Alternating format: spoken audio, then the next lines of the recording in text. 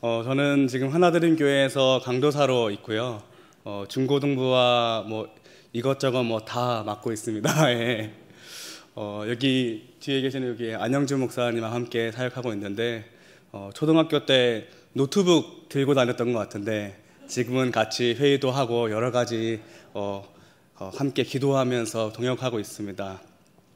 제가 지금 입고 있는 옷이 살짝 이제 쪼이기 시작했는데 불과 2달 전까지만 해도 제가 이제 요 앞에서 결혼식을 했었습니다. 그때보다 오늘 만나봤던 분들이 조금 살이 찐 것 같다. 그래서 행복해 보인다라고 하시더라고요. 예, 행복하게 잘 살고 있고요. 참 하나님께서 허락하신 그 가족이 얼마나 행복하고 기쁨인지를 누리며 살고 있습니다. 오늘 참 하고 싶은 이야기가 많은데 설교하면서 또 많은 은혜와 감사의 이야기를 하도록 하겠습니다. 예. 여러분 혹시 사자성어 중에 사면초가라는 사자성어는 아십니까? 그 유래를 말하자면 좀 길지만 그 뜻은 너무나도 간단합니다. 적들이 사면 모두를 둘러싸고 있는 상태를 나타내는 사자성어가 바로 사면초가입니다. 실제로 인생을 살다 보면은 때로는 이 사면초가라는 사자성어처럼 사방이 적으로 둘러싸인 것과 같은 상황을 마주할 때가 있습니다. 그리고 그때 우리는 괴로움이나 절망감에 빠지곤 합니다. 그리고 그때 우리는 보통 이러한 상황을 고난 가운데 있다고 말합니다. 설교에 앞서서 저는 이 고난이라는 것에 대해서 조금 생각해 보았으면 좋겠습니다. 서울시민교회 성도 여러분께서는 고난에 대해서 어떻게 생각하십니까? 다른 여러 가지 의미가 있지만 저는 이 고난이라는 것이 굉장히 상대적이라고 생각합니다. 한번 생각해 보겠습니다. 같은 상황일지라도 누군가는 그 순간이 고난이라고 말하고 또 어느 누군가는 같은 상황일지라도 그 순간을 고난이라고 생각하지 않는 것을 볼 수 있습니다. 우리는 이를 통해서 무엇을 알 수 있습니까? 고난은 마음과 관련이 있다는 것을 알 수 있습니다. 그러니까 돈이나 명예, 권력, 사람들이 다 사라질지라도 그것이 무조건 고난에 빠진다고 말할 수 없다라는 말입니다. 물론 일반 사람들은 자신이 소유하고 있는 것들을 상실하게 되면 고난에 빠졌다고 말합니다. 그리고 외면적인 것에서 우리는 많은 고난의 이유들을 찾기도 합니다. 그러나 그런 외면적인 것에서 우리가 고난의 문제들을 해결한다고 하면 그것이 임시 방편이 될 수는 있겠지만 다시 똑같은 것들이 사라졌을 때 우리는 오히려 더 큰 절망 가운데 빠지게 될 것입니다. 그렇다면 진정한 해결책은 무엇에 있겠습니까? 무엇과 관련이 있겠습니까?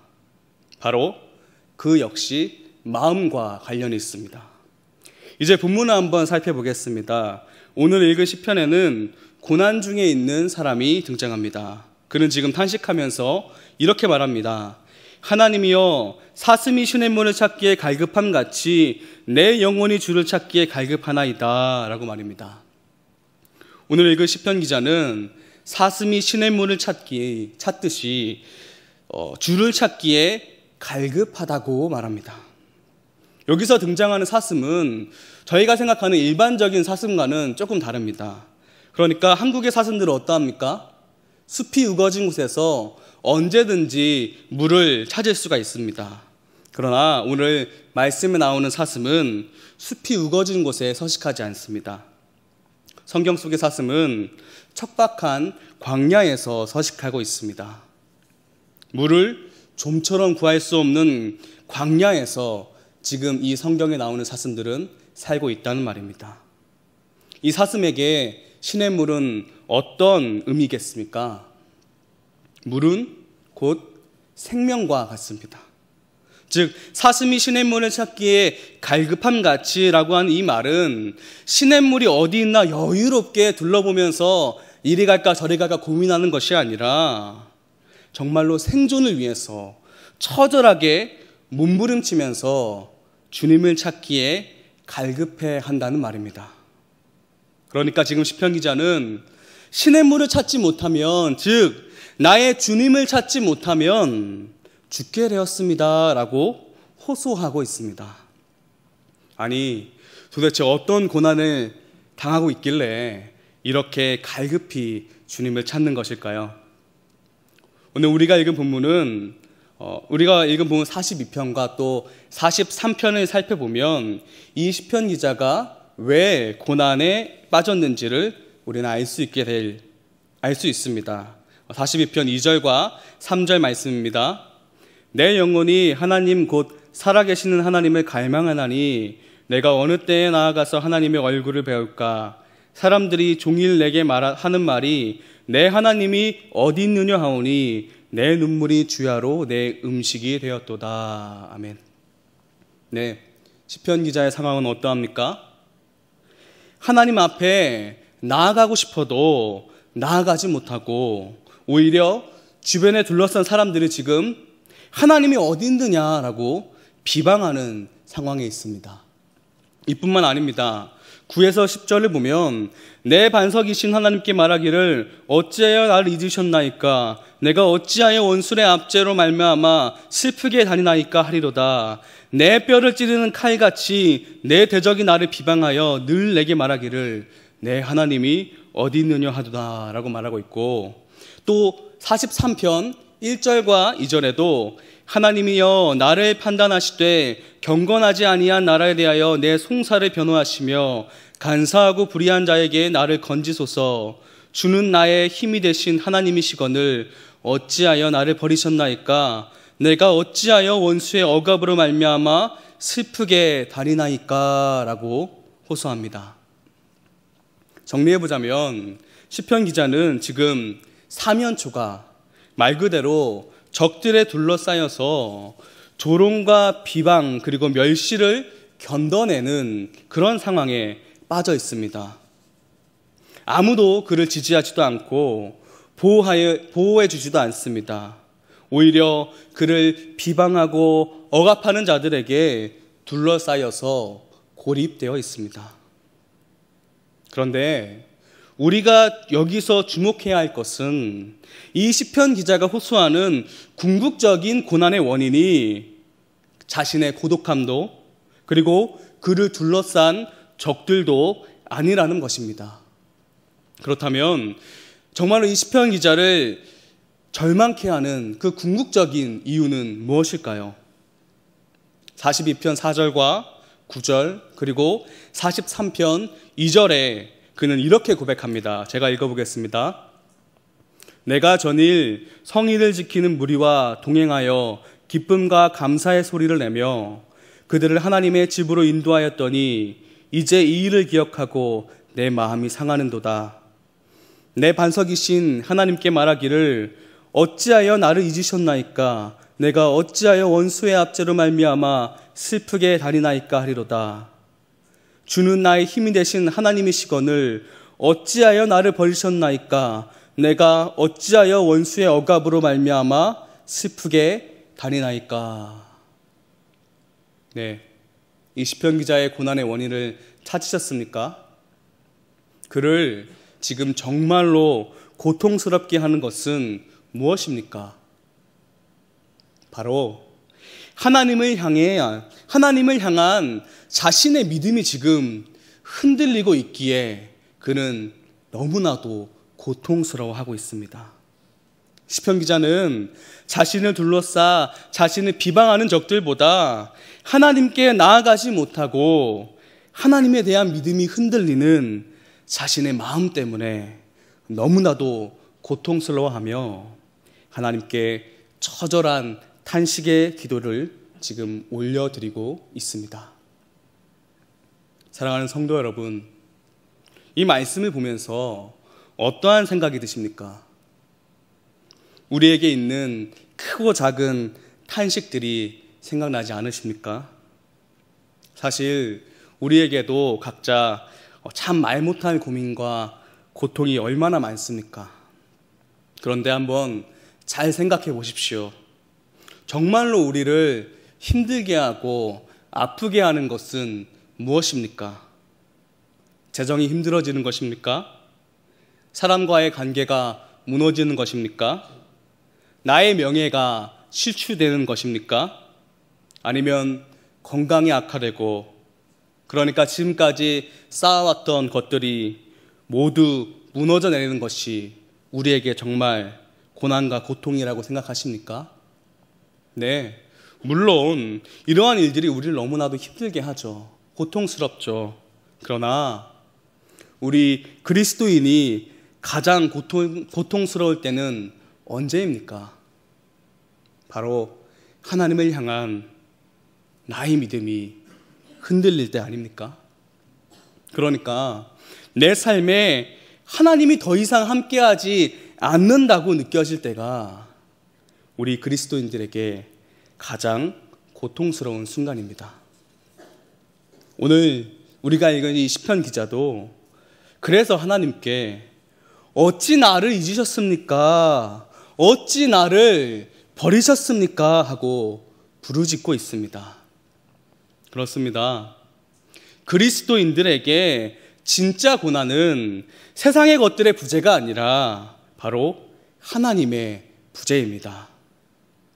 그럼 이렇게 절망과 탄식의 마음이 우리에게 들 때에 우리는 어떻게 해야 하겠습니까? 그 해답 역시 오늘 우리가 읽은 본문들을 통해서 알 수 있습니다. 네, 그 첫 번째는 무엇이냐? 흔들릴지라도 끝까지 하나님을 갈망하는 것입니다. 우리가 지금까지 살펴본 이 시편 기자의 고백을 보십시오. 그는 자신을 둘러싼 사람들이 계속해서 하나님이 어디 계시냐 하고 비방하고 자신이 믿음의 흔들림이 있는 그 중에도 하나님의 살아계심을 고백하며 하나님을 찾기에 갈망한다고 말합니다. 여러분, 사람이 보통 무언가를 갈망하고 찾는다는 것은 무슨 의미입니까? 자신이 찾는 것이 확실히 있다라는 그 확신이 있어야 그럴 수 있는 거 아닙니까? 그렇다는 것은 우리가 하나님을 찾기에 갈망한다는 것은 무슨 의미를 내포합니까? 우리에게 하나님이 존재한다는 믿음이 분명히 있다는 것이죠. 그런데 때때로 세상 사람들은 그리스도인들이 이 고난 중에서 하나님을 찾을 때 이해할 수 없다라는 투로 조롱합니다. 오늘 시편 기자를 둘러싼 사람들이 하는 것처럼 하나님이 어디 있느냐, 하나님은 이렇게 찾는데 어떻게 하나님이 무엇을 할 수 있느냐라고 말합니다.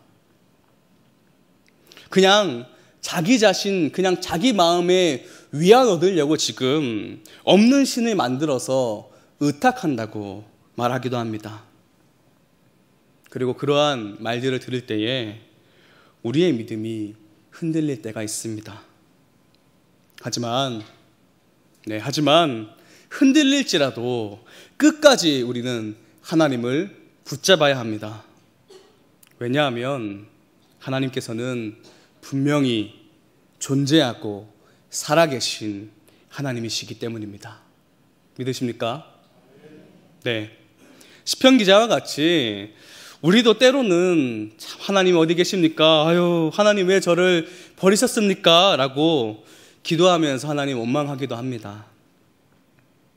그리고 정말 하나님 살아계신 거 맞나? 라고 스스로 의문을 가지기도 합니다. 저 역시 마찬가지입니다. 하지만 그것은 정말로 우리의 인생 가운데 순간일 뿐입니다. 왜냐하면 우리의 삶을 돌아봤을 때에 어떠합니까? 하나님께서 우리의 삶을 어떻게 이끌어 오셨는지 그 누구보다도 내 자신이 너무나도 잘 알지 않습니까? 하나님은 항상 우리와 함께 계셔서 우리가 힘들고 정말 외롭고 그 고독 가운데 있을 때마다 우리를 만나주시고 위로하시고 회복시켜 주시지 않으셨습니까? 그런 하나님을 믿기 때문에 우리는 때로는 흔들리기도 하지만 그것은 너무나도 잠깐일 뿐입니다. 다시 우리를 회복시켜서 믿음을 고백해 하시는 하나님이 우리와 함께 하신다는 말입니다. 그래서 오늘 시편 기자는 42편 4절에 이렇게 기록하고 있습니다. 내가 전에 성의를 지키는 무리와 동행하여 기쁨과 감사의 소리를 내며 그들을 하나님의 집으로 인도하였더니 이제 이 일을 기억하고 내 마음이 상하는도다. 이 말씀은 무슨 말입니까? 그는 지금 하나님을 지난날에 찬양하고 예배하던 때를 떠올리면서 마음이 상한다고 고백합니다. 이것은 하나님을 찬양하던 그때가 후회돼서 그런 것입니까? 아니죠. 이것은 그때는 내가 그렇게 믿음이 있고 기뻐서 주님 찬양하고 그랬는데 지금 내 연약함 때문에 내가 고독 가운데 파묻혀서 그렇게 기쁨으로 예배하지 못하기 때문에, 그래서 그런 나약한 내 자신이 미워지기 때문에, 미워지는 마음 때문에 속이 상한다고 말하는 것입니다. 과거에 그렇게 기쁨으로 찬양하던 때에 함께 하셨던 그 하나님이 지금은 함께 하지 않으십니까? 아니죠. 지금도 여전히 함께 하시며 우리의 삶 가운데 역사하고 계십니다. 다만 아까도 우리가 너무나 잘 알고 있듯이 그 고난의 상황에 낭망하여 우리와 여전히 함께 하시는 하나님을 우리가 지금은 눈에 보이지 않고 발견하지 못했을 뿐입니다. 또는 아직 하나님께서 원하시는 때가 아닐 수도 있습니다. 그렇기 때문에 우리는 흔들릴지라도 끝까지 하나님을 믿고 찾아야 합니다. 사슴이 정말로 살기 위해서 신의 물을 찾듯이 우리의 생명 대신 여호와 하나님을 간절히 갈망하며 찾아야 합니다. 그때에 하나님께서는 우리에게 분명히 하나님의 구원하심을 보게 하실 것입니다. 두 번째로, 우리는 우리가 고통당하는 그 자리에서 하나님을 찾아야 합니다. 42편 6에서 8절을 제가 읽어보도록 하겠습니다. 내 하나님이여, 내 영혼이 내 속에서 낙심됨으로 내가 요단 땅과 헤르몬과 마산산에서 주를 기억하나이다. 주의 폭포 소리에 깊은 바다가 서로 부르며 주의 모든 파도와 물결이 나를 휩쓸었나이다. 낮에는 여호와께서 그의 인자하심을 베푸시고 밤에는 그의 찬송이 내게 있어 생명의 하나님께 기도하리로다. 아멘. 시편 기자가 말하고 있는 이 요단 땅과 헤르몬, 미사엘산은 자신이 있는 곳을 말해주고 있습니다. 지금 그는 고난당하는 그 땅 가운데서 주님을 기억한다고 말하고 있습니다. 그 땅에서 그는 여호와의 인자하심과 생명의 하나님을 바라봅니다. 사실 우리는 연약하기 때문에 어떻게든 좀 빨리 이 고난의 자리가 지나갔으면 좋겠어 합니다. 피할 수 있으면 그 고난의 자리를 피해가길 바랍니다. 왜냐하면 그것이 인간의 본능이기 때문입니다. 그러나 만약 우리가 이 믿음이 흔들리는 그 자리 가운데서 그 상황을 모면하기 위해서 그냥 피하기만 한다면, 그리고 그 자리 가운데서 하나님이 함께 하심을 바라보지 못한다면, 또다시 똑같은 상황 가운데 우리가 놓였을 때에 우리는 똑같이, 아니면 더 큰 절망 가운데, 그리고 고난 속에 빠져들게 될 것입니다. 사실 우리가 살아가는 이 시대가 사실 고난과 슬픔과 절망이 넘쳐나는 시대입니다. 많은 사람들이 행복을 추구하지만 행복을 말하기보다 아유 나 힘들다, 아유 죽겠다 라고 말하는 시대가 이런 시대지 않습니까? 모두 다 행복을 바라고 돈을 벌고 권력을 쌓고 그것에 열을 올리지만 한순간에 그것들이 사라져버리는 시대가 우리가 살고 있는 시대입니다. 그리고 그러한 상황 가운데 많은 사람들이 우울에 빠지고 슬픔에 빠지고 심지어 자신의 목숨까지도 끊기도 합니다. 지금 우리가 살아가고 있는 이 시대가 바로 그러한 시대입니다. 그렇다면 그 속에 살아가는 우리 그리스도인은 어떠합니까? 사단은 쉴 새 없이 우리의 마음을 비집고 들어와서 우리로 하여금 하나님께 나아가지 못하게 하고 하나님을 찾지 못하게 합니다. 네, 우리는 참으로 우리의 믿음이 흔들리게 만드는 것들이 넘쳐나는 세상 가운데서 지금 살아가고 있습니다. 그러나 이처럼 죄악들로 팽배해진 우리가 자리한 이곳에서 우리는 하나님을 기억해야 합니다. 하나님의 뜻이 무엇인지를 깨달아야 합니다. 그리고 하나님의 그 말씀과 뜻에 순종해야 합니다. 때로는 이 하나님의 말씀 붙들고 사는 그 삶이, 그 순종의 삶이 죽음의 문턱앞에 서게 될지라도 우리는 그 자리로 나아가야 한다는 말입니다. 마태복음 26장 36절부터 46절의 내용은 예수님께서 잡히시기 전에 겟세바네에서 기도하시는 내용을 담고 있습니다. 그곳에서 예수님께서는 이렇게 기도합니다. 내 아버지여, 만일 할만하시거든 이 잔을 내게서 지나가게 하옵소서. 그러나 나의 원대로 마시옵고 아버지의 원대로 하옵소서. 아멘. 사랑하는 성도 여러분, 예수님의 이러한 고백이 우리의 고백이 되어야 합니다.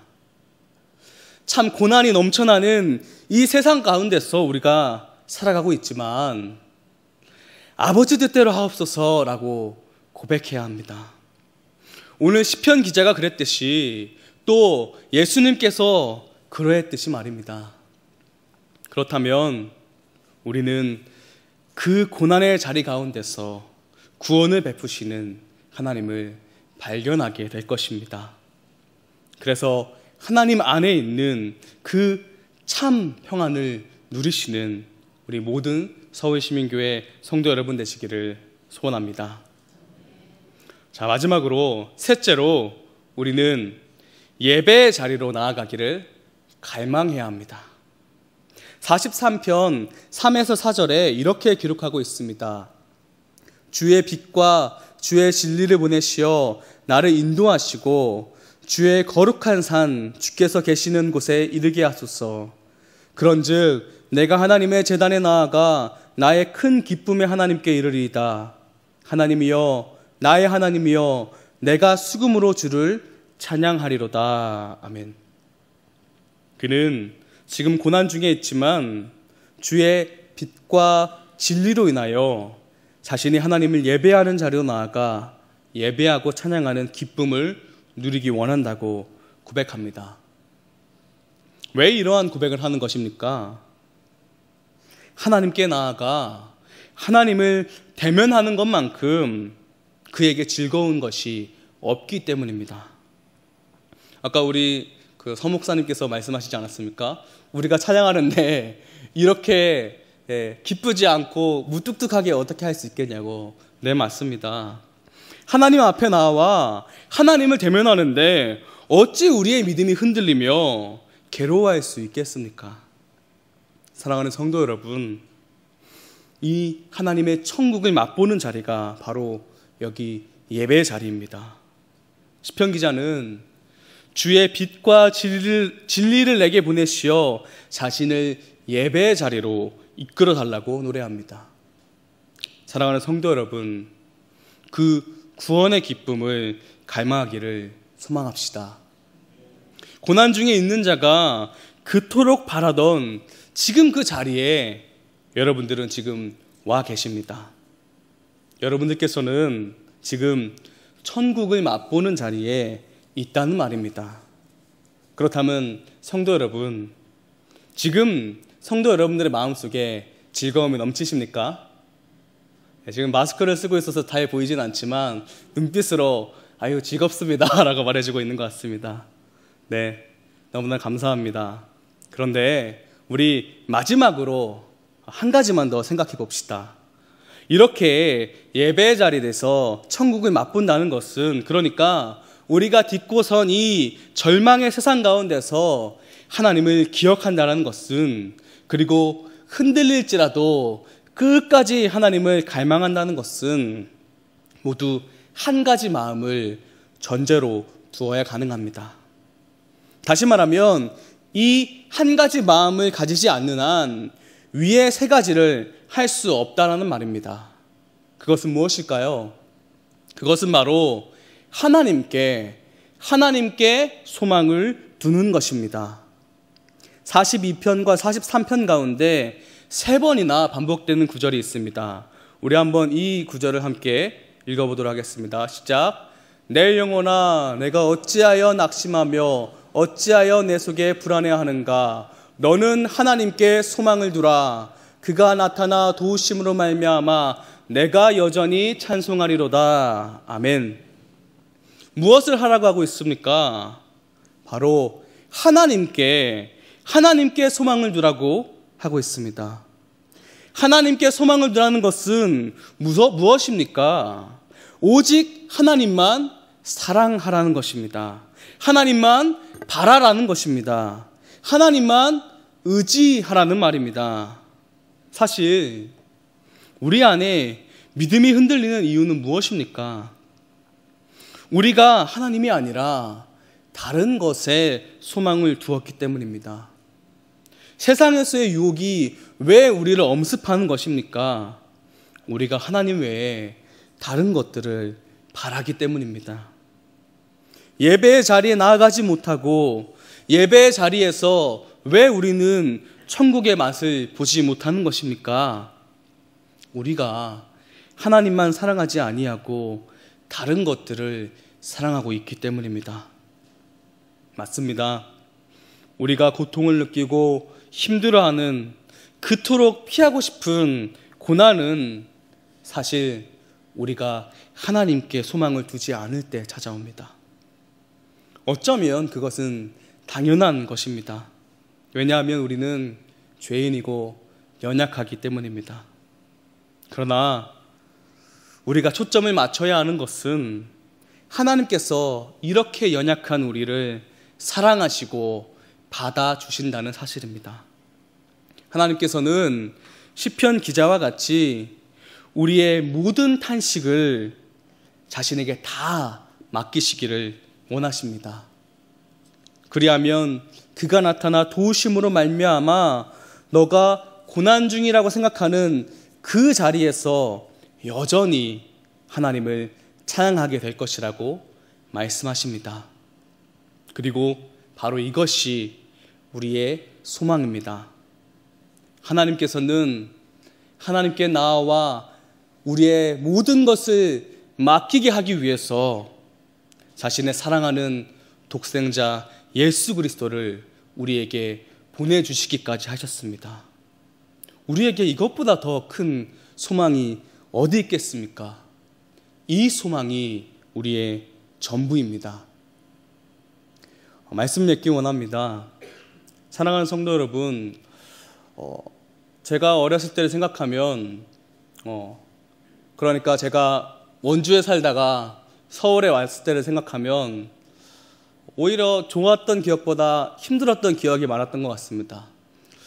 생각해 보십시오. 맨날 산과 들에서 뛰놀던 애가 갑자기 서울 와가지고 저기 놀이터에서밖에 못 놀고, 놀이터에서도 우리 아파트에 사는 사람 아니면 나가라 하는 이런 곳에 떨어졌으니 문화 충격이지 않겠습니까?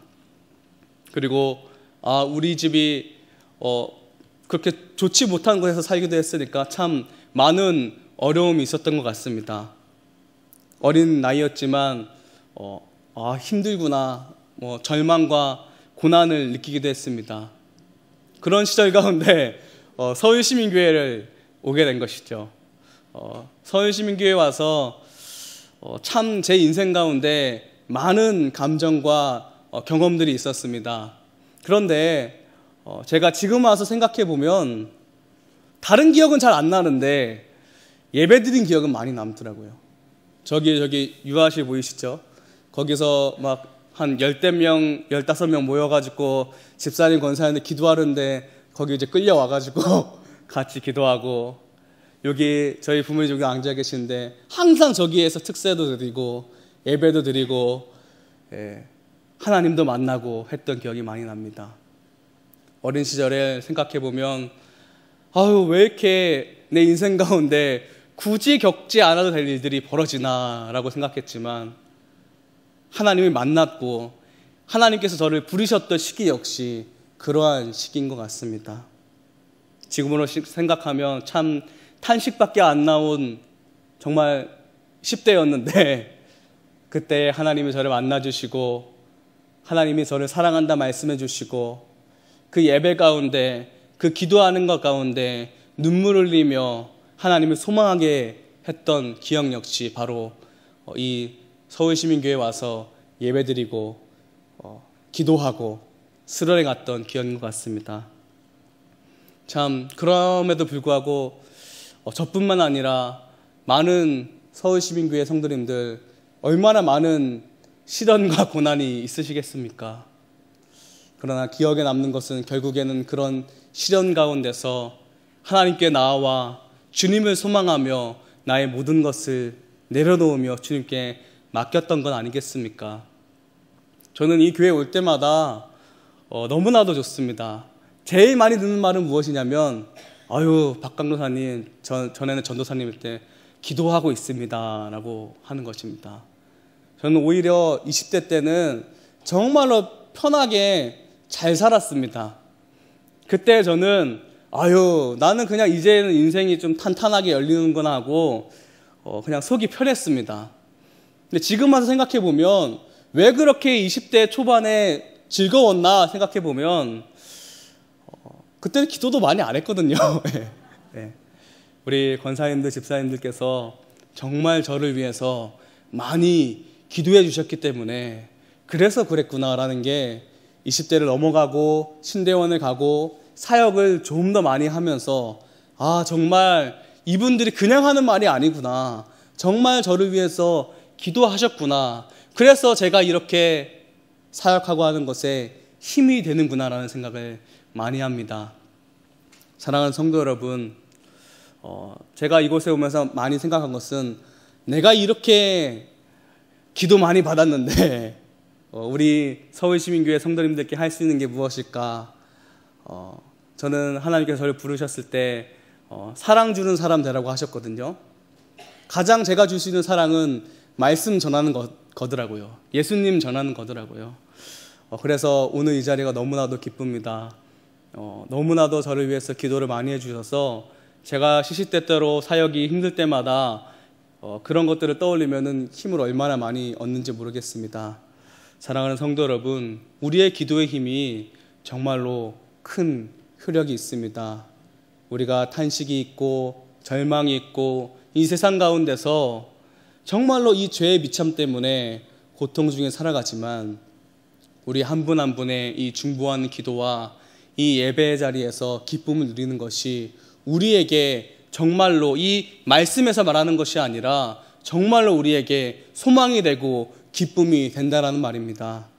사랑하는 성도 여러분, 우리 서울시민교회가 계속해서 하나님에게만 소망을 두고 오직 그 사랑 전파하고 나눠주는 것에 기쁨으로 나아가는 우리 서울시민교회 되기를 주의 이름으로 소원합니다.